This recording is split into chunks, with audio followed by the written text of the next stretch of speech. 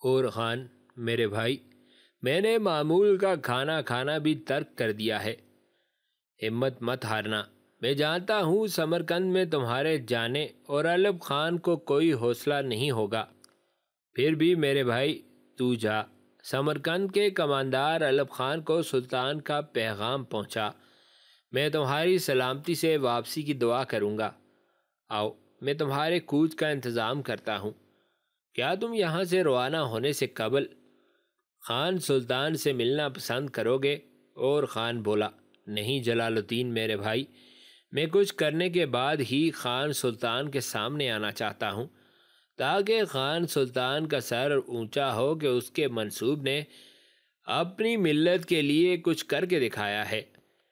اس کے ساتھ ہی جلال الدین کو لے کر اور خان اپنے خیمے میں آیا، اپنے بھائی قبیل خان اور تغرل خان سے اپنی روانگی کی گفتگو کی۔ اس کے بعد وہ خراسان سے سمرقند کی طرف کوچ کر گیا۔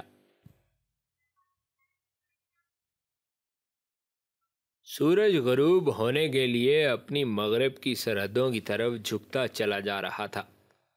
فضاؤں کے اندر بستیوں سے اٹھنے والے دھوئیں کی مانند قہر کا سسماں تھا، اور خان اپنے سیاہ رنگ کے جنگلی گھوڑے کو خراسان سے سمرقند کی طرف جانے والی شاہراہ پر سرپٹ دوڑا رہا تھا۔ اچانک وہ چونک سا پڑا اور اپنے گھوڑے کی باگیں تھوڑی سی کھینچتے ہوئے اس نے اس کی رفتار کم کر دی تھی۔ پھر اس نے مڑ کر دیکھا، 3 سوار اپنے گھوڑوں کو مارتے بھگاتے بڑی تیزی سے اس کے تعاقب میں چلے آ رہے تھے۔ یہ صورتحال دیکھتے ہوئے اور خان نے اپنے گھوڑے کو روک دیا اور اپنے لباس کے نیچے پہنی ہوئی آہنی زرہ کا جائزہ لیا۔ امامے کے نیچے سر پر رکھے آہنی خود کو اس نے درست کیا۔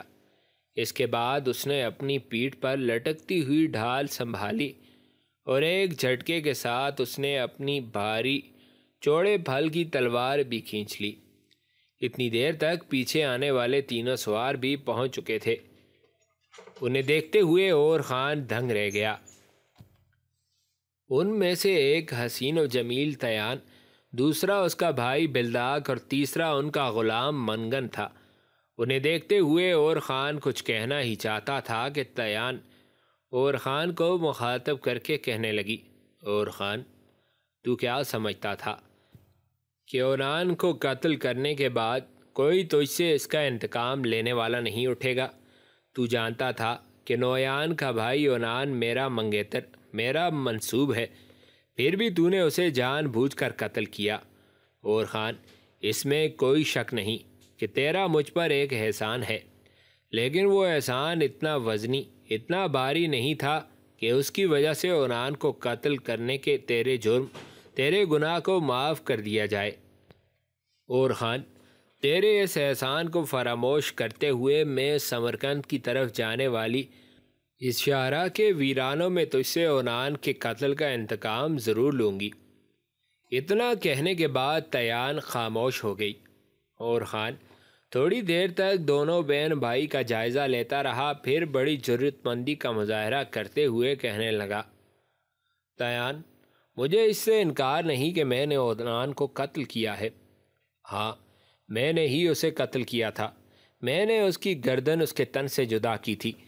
مجھے قسم ہے اپنے پیدا کرنے والے کی کہ جو جرم اس نے کیا تھا اس کے بدلے مجھے اگر اس خبیث، اس جیسے پلید انسان کو 1000 بار قتل کرنا پڑتا تو میں اسے ضرور قتل کرتا۔ تم دونوں بہن بھائی اگر مجھ سے انتقام لینا چاہتے ہو تو آؤ میرے ساتھ ٹکراؤ، پھر دیکھتے ہیں کہ کون کس سے انتقام لیتا ہے۔ یاد رکھنا، میرا نام اور خان ہے۔ اس دھوکے میں مت رہنا کہ تم منگول ہو اور ہر ایک کو اپنے سامنے زیر اور مغلوب کرنے کی ہمت اور جرأت رکھتے ہو۔ سنو تیان، تم نے مجھ سے کہا تھا کہ تمہارا منگیتر اونان سارے منگولوں میں تیسرے درجے کا بہترین تیغزن ہے۔ جب میں نے اونان کو سنبھلنے کا موقع نہیں دیا اور اس کی گردن کاٹ دی تو تم دونوں بہن بھائی کی میرے سامنے کیا حیثیت ہے؟ اس بار بلداغ بولا اور خان پر قہر آلود نظر ڈالتے ہوئے کہنے لگا، اور خان، یہ تو وقت بتائے گا کہ کون کس پر غالب رہتا ہے، لیکن میں تمہیں یقین دلاتا ہوں ان ویرانوں میں ہم تیرے جسم کو کاٹ کر اپنی منزل کی طرف روانہ ہو جائیں گے۔ دونوں بہن بھائیوں کی باتیں سن کر اور خان بڑی دلیری کا مظاہرہ کرتے ہوئے کہنے لگا، تو پھر دیکھتے کیا ہو، دونوں بہن بھائی آگے بڑھ کر مجھ پر حملہ آور ہو جاؤ اور اپنے غلام منگن کو بھی اس میں شامل کرو، پھر دیکھتے ہیں کہ کون غالب ہے اور کون مغلوب۔ اور خان کی یہ بات سن کر تیان اور بلداغ دونوں کے چہرے غصے اور غضب ناکی میں سرخ ہو گئے تھے۔ پھر انہوں نے ایک دوسرے کی طرف مخصوص اشارہ کرتے ہوئے اپنے گھوڑوں کو ایڑ لگائی۔ پھر وہ آگے بڑھتے ہوئے کچھ اس طرح حملہ آور ہوئے جیسے زمین کی کوکھ سے نکلنے والے افلاس کے طوفان زرخیز وادیوں کو لہو لہو کر دیتے ہیں۔ تیان اور بلداغ دونوں بہن بھائی حزن و ملال کی شدت اور نفرتوں کے سلگتے جذبوں کی طرح اور خان پر ٹوٹ پڑے، اور خان اپنے گھوڑے کو دائیں بائیں حرکت دیتا ہوا بڑے مطمئن انداز میں ان دونوں بہن بھائی کے حملے کو روک رہا تھا، اور خان کے پیچھے بیٹھا ہوا اس کا بندر بھی بڑے انہماک سے تیان اور بلداغ کی طرف باری باری دیکھے جا رہا تھا، جبکہ تیان کا غلام منگن ایک طرف ہٹ کر خاموش اور چپ چاپ کھڑا تھا۔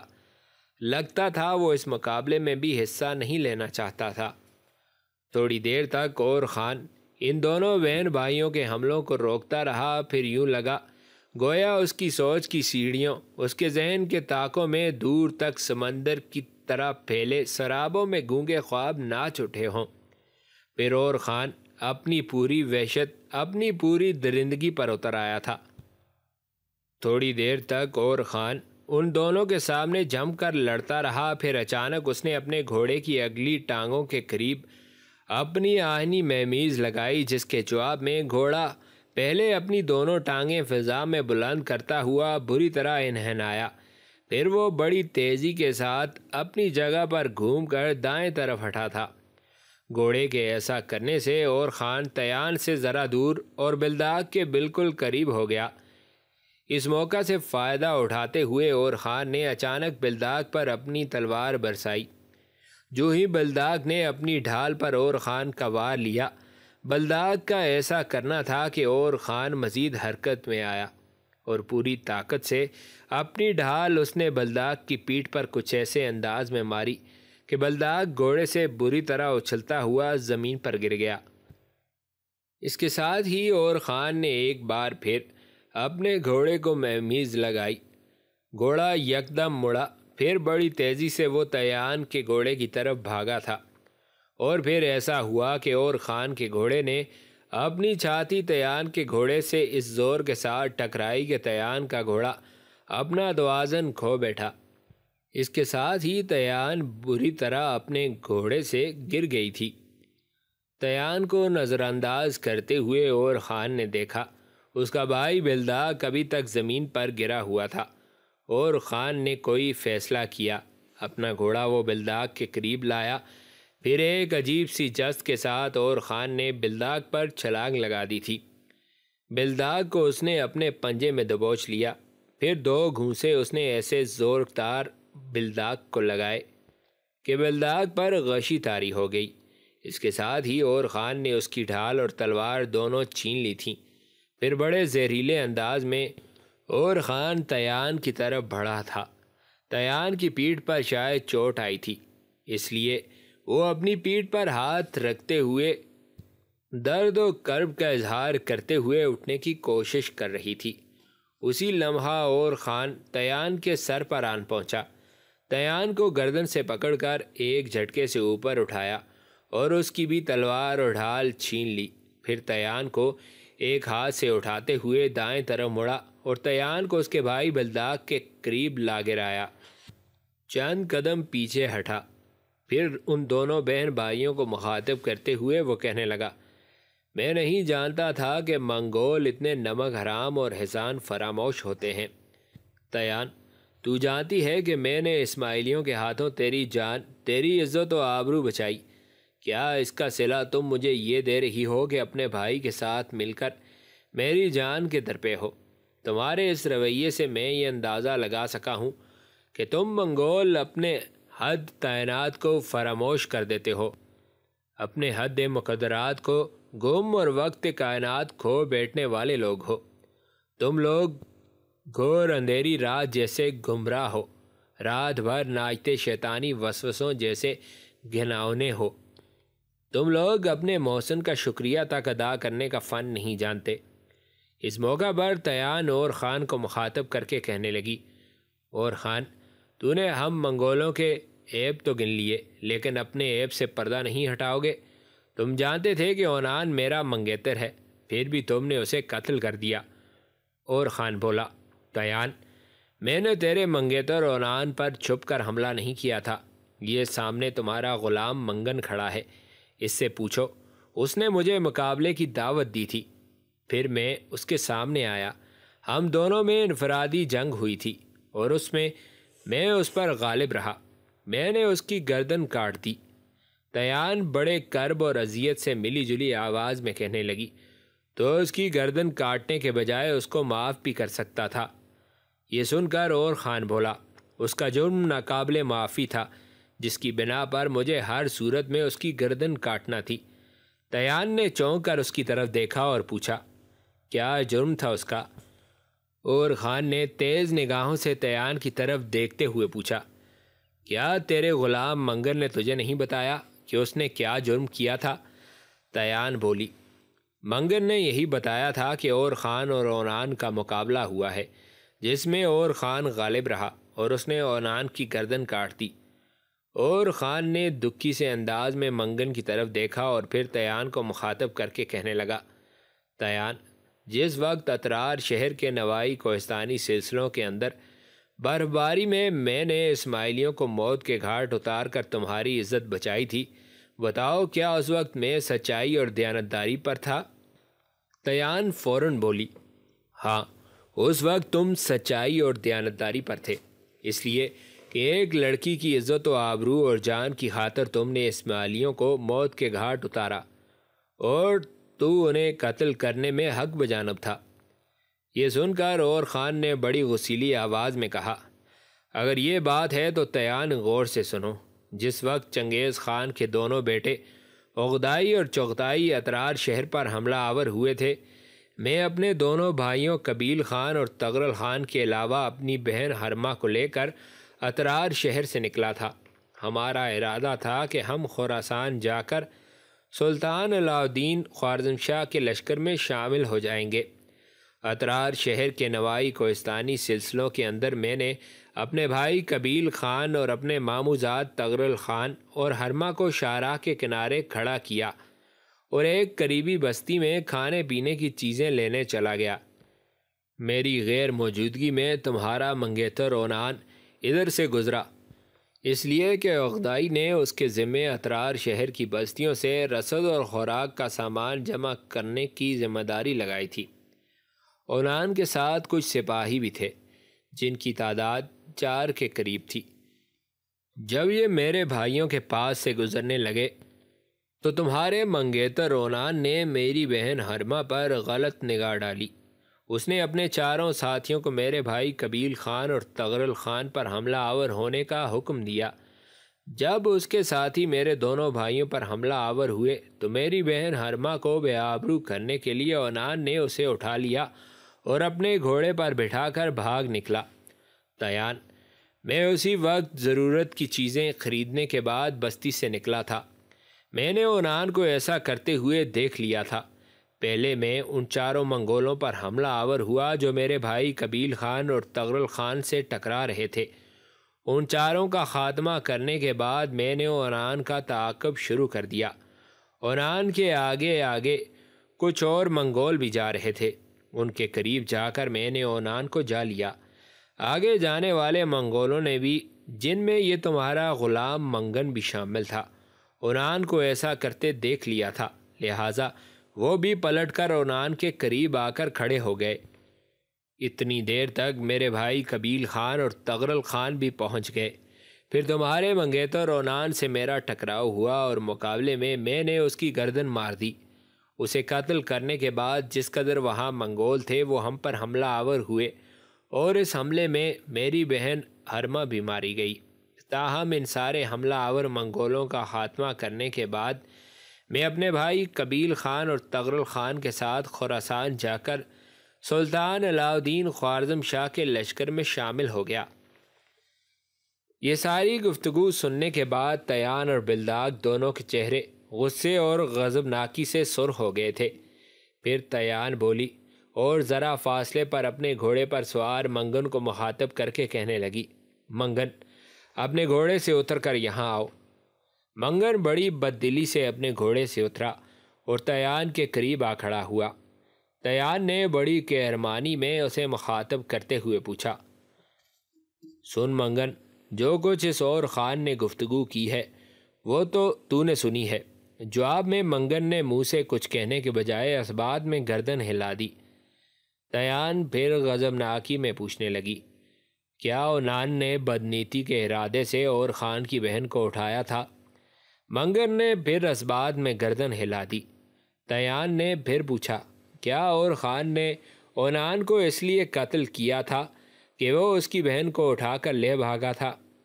منگن نے جب پھر اسبات میں گردن ہلائی تو بجلی کے کوندے کی طرح تیان حرکت میں آئی اور اپنے لباس کے اندر سے اس نے خنجر نکالا اور منگن کے پیٹ میں گھونپ کر اس نے منگن کا خاتمہ کر دیا۔ پھر وہ منگن ہی کے لباس سے اپنا خنجر صاف کرنے کے بعد اسے نیام میں ڈالتے ہوئے کہنے لگی، منگن، تو غدار اور بددیانت تھا۔ اگر اونان نے ہرما کو اٹھانے کا جرم کیا تھا تو نے مجھے کیوں نہ بتایا؟ یہ بات تو نے مجھے پہلے بتائی ہوتی تو قسم نیلے جاودانی آسمان کی میں کبھی بھی اپنے بھائی بلداغ کو لے کر اور خان سے انتقام لینے کے لیے نہ نکلتی۔ یہاں تک کہنے کے بعد تیان تھوڑی دیر کھڑی رہی، غصے میں اپنے ہونٹ کاٹتی رہی۔ پھر وہ آہستہ آہستہ اور خان کی جانب بڑھی اور خان کے قریب آ کر وہ زمین پر بیٹھ گئی، اپنی گردن نیچے جھکائی اور پھر کرب خیزی کے انداز میں وہ اور خان کو مخاطب کر کے کہنے لگی، اور خان، میں اور میرا بھائی بلداغ دونوں تمہارے مجرم ہیں۔ اس جرم میں تم سے التماس کرتی ہوں کہ تم میری گردن کاٹ دو، میرے بعد میرے بھائی کی گردن کاٹنا، اس لیے کہ میں اپنے بھائی کی گردن کٹتے ہوئے نہیں دیکھ سکوں گی۔ اور خان، اس میں کوئی شک نہیں کہ تم ہمارے محسن ہو، ہمارے مربی ہو، لیکن کاش اس منگن نے مجھے صحیح حالات بتائے ہوتے، قسم آسمان کے ساتھ ستاروں کی۔ اگر منگن نے مجھے یہ بتا دیا ہوتا تو میں اونان کو ہرما کو اٹھانے کے جرم میں قتل کیا ہے تو یہ منگن جو اونان کا کٹا ہوا سر لے کر گیا تھا، اسے دفن کرنے کے بجائے پاؤں سے ٹھوکریں مار مار کر اس کے چہرے کا حلیہ تک بگاڑ دیتی۔ اور خان، میری گردن حاضر ہے، اپنی تلوار برساؤ اور میرا خاتمہ کر دو۔ اور خان تھوڑی دیر تک اپنے پاؤں پر جھکی تیان کو دیکھتا رہا، پھر اس نے نیچے جھک کر اپنے دونوں ہاتھوں سے تیان کو اٹھایا اور اسے کہنے لگا، تیان، پہلے واپس جا، اپنے بھائی کے پاس جا کر کھڑی ہو جا۔ اور خان کا کہا مانتے ہوئے تیان مڑی اور اپنے بھائی بلداغ کے قریب جا کھڑی ہوئی تھی۔ پھر اور خان ان دونوں کو مخاطب کر کے کہنے لگا، تیان اور بلداغ، مجھے تم دونوں بہن بھائیوں سے کوئی شکوہ، کوئی گلہ نہیں، میری تم سے کوئی ذاتی دشمنی، کوئی اوناد نہیں۔ کاش اس منگن نے تمہیں حالات کی اصلیت سے آگاہ کیا ہوتا تو میرے اور تمہارے درمیان آج یہ افسوسناک واقعہ پیش نہ آتا۔ اتنا کہنے کے بعد اور خان جب خاموش ہوا تو تیان اور بلداغ دونوں بہن بھائیوں نے آپس میں خسر پسر کرتے ہوئے کوئی مشورہ کیا۔ پھر دونوں بہن بھائی آگے بڑھے اور خان کے قریب آ کر دونوں نے ایک ساتھ اپنے ہاتھ جوڑے۔ پھر تیان بولی اور اپنی نشیلی مٹھاس اور شہد بھری آواز میں اور خان کو مخاطب کرتے ہوئے کہنے لگی، اور خان، تم پر حملہ آور ہو کر ہم نے نہ صرف یہ کہ احسان فراموشی اور نمک حرامی بلکہ بدتمیزی اور زیادتی کا بھی مظاہرہ کیا ہے۔ اور خان، میری تم سے گزارش اور التماس ہے کہ تم ہم دونوں بہن بھائیوں کو معاف کر دو۔ تیان کے ان الفاظ پر اور خان کے چہرے پر ہلکی ہلکی مسکراہٹ نمودار ہوئی۔ پھر وہ کہنے لگا، مجھے تم دونوں بہن بھائیوں سے کوئی شکایت نہیں، جاؤ، واپس لوٹ جاؤ، میں نے تم دونوں کو معاف کیا۔ تیان اس موقع پر شاید اور خان سے بہت کچھ کہنا چاہتی تھی۔ اس کی آنکھوں میں امٹی ہوئی ہمدردیاں اپنے پیچھے جذبات کے طوفان کے ایک پس منظر رکھتی تھیں، لیکن ان کے دیکھتے ہی دیکھتے اور خان حرکت میں آیا۔ تیان اور بلداغ دونوں کی ڈھالیں اور تلواریں ان کے سامنے پھینک دیں اور کہنے لگا، جاؤ، جدھر سے آئے ہو ادھر ہی لوٹ جاؤ۔ اس کے ساتھ ہی ایک زہریلی جست کے ساتھ اور خان اپنے گھوڑے پر سوار ہوا اور اس کا بندر بھی اس کے پیچھے لپٹ کر بیٹھ گیا۔ اس کے بعد اور خان نے اپنے گھوڑے کو ایک سخت مہمیز لگائی۔ گھوڑا پہلے کی طرح سمرقند کی طرف جانے والی شاہراہ پر سرپٹ دوڑ رہا تھا۔ تیان چونک کر بڑی فکرمندی اور پریشانی سے لمحہ بلمحہ دور ہوتے اور خان کو دیکھے جا رہی تھی۔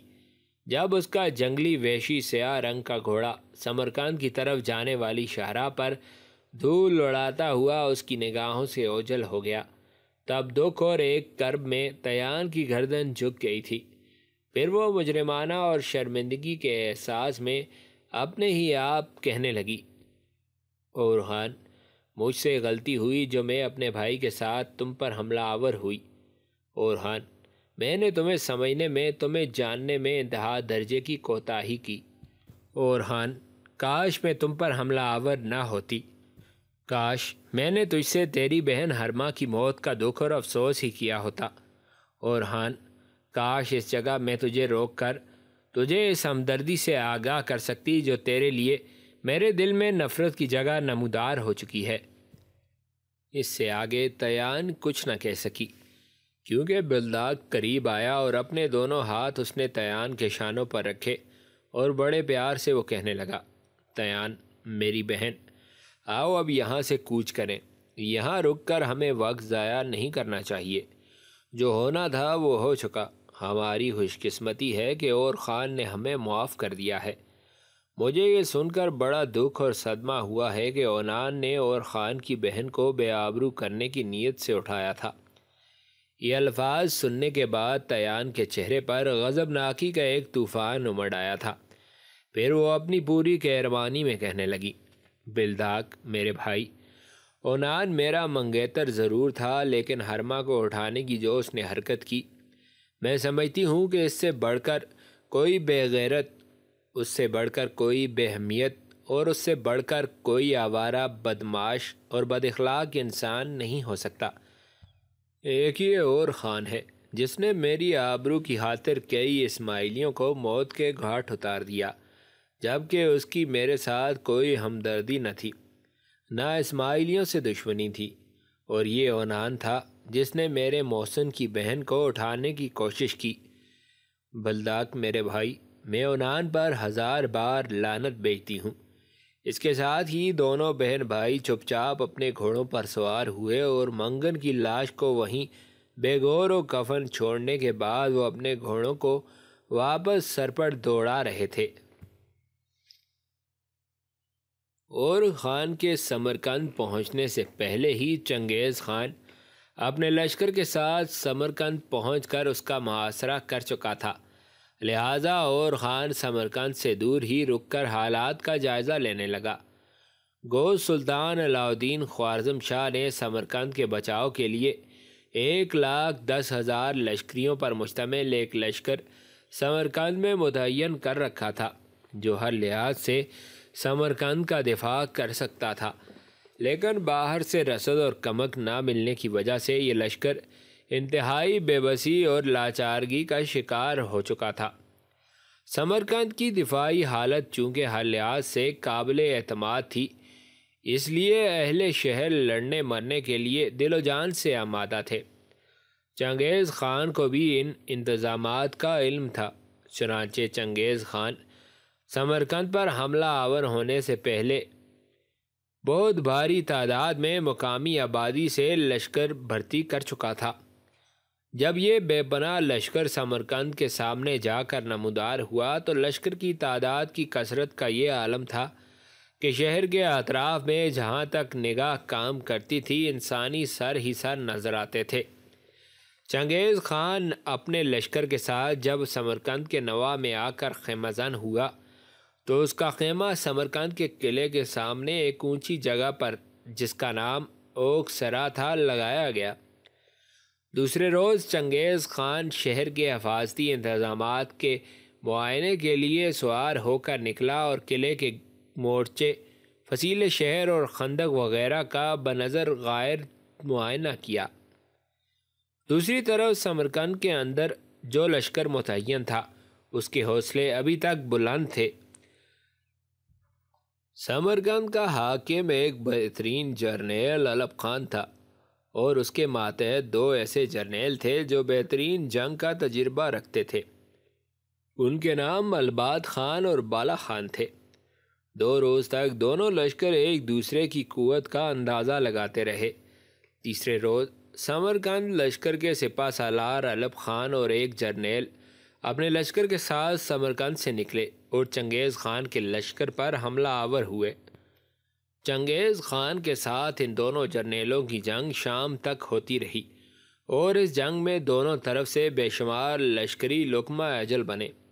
اس طرح شام تک جنگ کا کوئی فیصلہ نہ ہو سکا اور مسلمان لشکر واپس شہر میں چلا گیا، جبکہ چنگیز خان کے لشکری پیچھے ہٹ کر آرام کرنے لگے۔